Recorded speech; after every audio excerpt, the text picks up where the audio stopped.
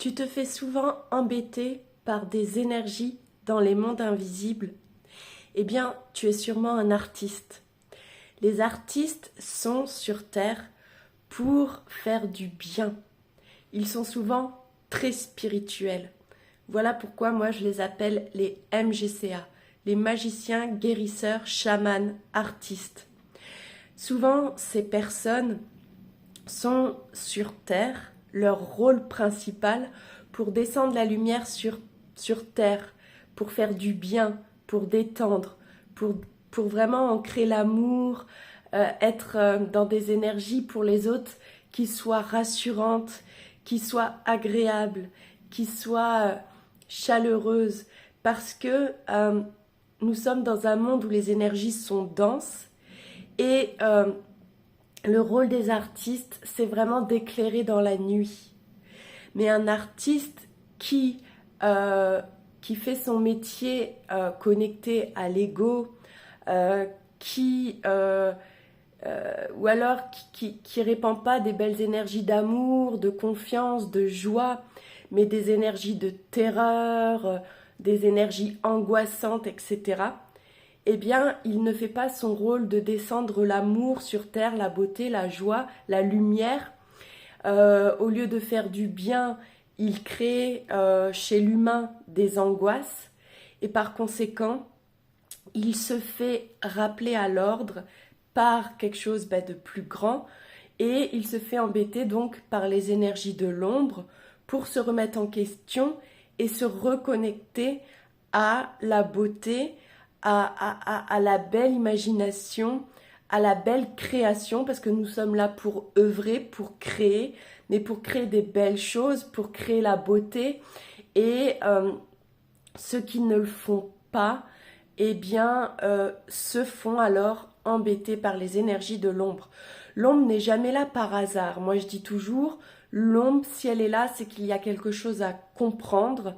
L'ombre, c'est le chemin vers la lumière, vers sa lumière intérieure, qu'ensuite on peut répandre à l'extérieur. Donc non, il n'y a pas de personne qui soit maudite ou je ne sais quoi. Tout ça, c'est des croyances limitantes.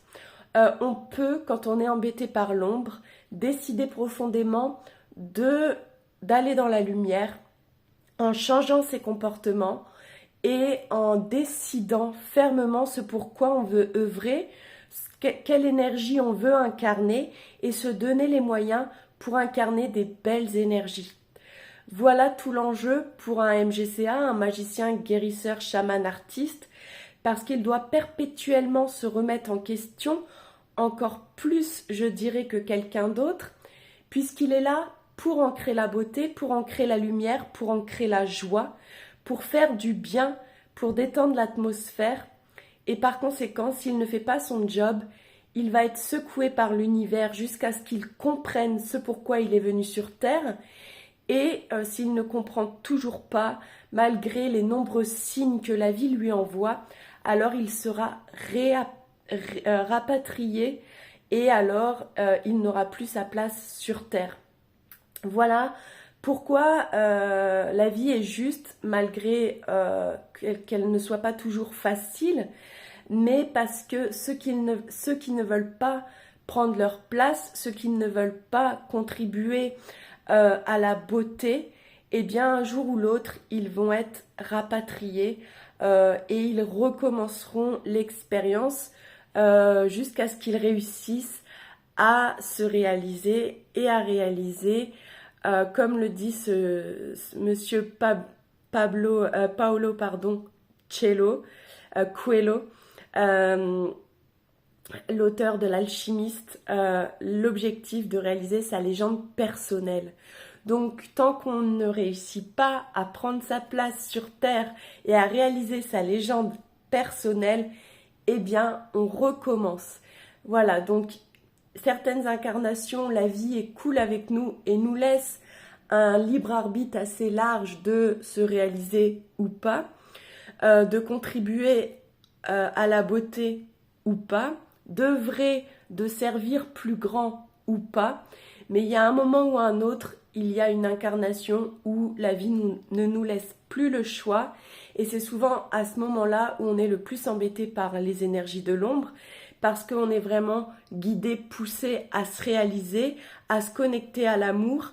Et pour cela, il y a plusieurs étapes à passer, il y a plusieurs choses à respecter, à faire, à comprendre, à lâcher, à décider. C'est un long chemin, mais c'est un chemin qui en vaut la peine. Voilà, sur ce, je vous fais de gros bisous et je vous dis à bientôt dans de prochaines vidéos. Salut!